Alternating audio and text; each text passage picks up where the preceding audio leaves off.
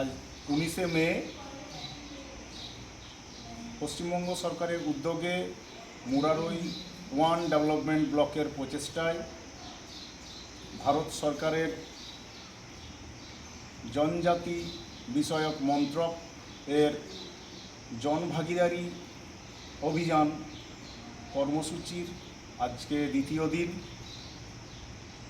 আদিবাসী সম্প্রদায়ের মানুষদের, প্রান্তিক মানুষদের দোরগোড়ায় সরকারি পরিষেবা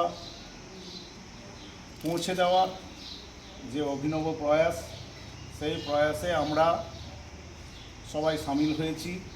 এখানে সমস্ত মানুষজন, এখানে আদিবাসী মানুষজনেরা এসেছেন।